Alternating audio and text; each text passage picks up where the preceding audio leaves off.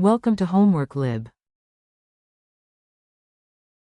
Hi, so over here we're told that a tube has a rigid container with different liquids, and we want to know what is going to be the pressure of the gas employing this manometric complex system. So over here, what we want to know is essentially the pressure at point 1.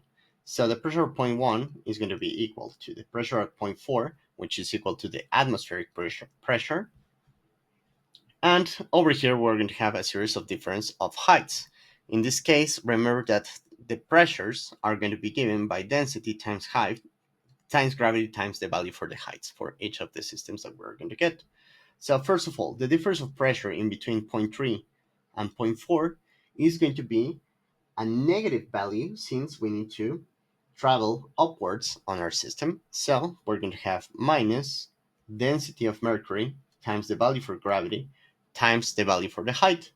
In this case, the height over here in between points 3 and 4 is given as 5.91 inches.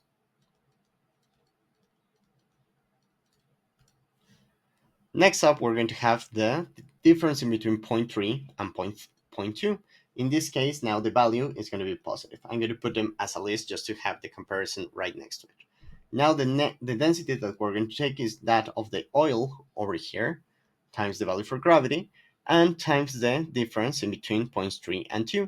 In this case, in between 2 and 3, the difference is 11.81 inches. And finally, we're going to have the difference in between points 2 and 1. Again, the value is going to be negative. We're going to take the density of water times the value for gravity, and the difference in heights is going to be equal to, in between 1 and 2, 7.87 inches. So, over here we need to look up a couple of values. First of all, the pressure at point 4 is going to be directly the atmospheric pressure. And the value for gravity, we need to take it in pounds per and pound forces instead of Newton. So, sorry, the value for gravity, we need to take it in the imperial units of systems, would be equal to foot per square second. So first of all, atmospheric pressure value would be equal to 14.6959 psi's, and the value for gravity is going to be equal to 32.2 feet per second squared. So now, replacing the values on our equation, what we're going to find is that the pressure at point 1 is going to be equal to, and over here converting the value for, we need to add a conversion factor for all of this part over here. Remember that the value for the densities are going to be in pound per cubic foot. Next up, the value for the gravity is given in foot per second squared, and the value for the height is going to be given in inches. So what we need is to convert this feet squared into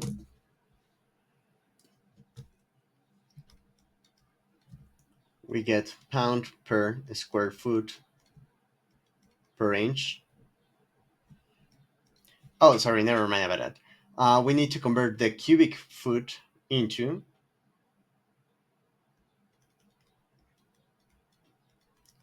cubic inches, since over here what we're going to get is that pound times foot is going to be the definition of pound force.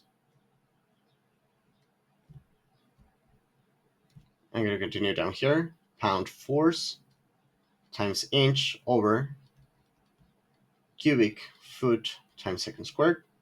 Well, it's actually with pound per foot divided by second squared is going to be the pound force unit. Sorry about that. So we need the conversion factor in between cubic foot into cubic inch. So we know that the conversion factor is going to be that 1 cubic foot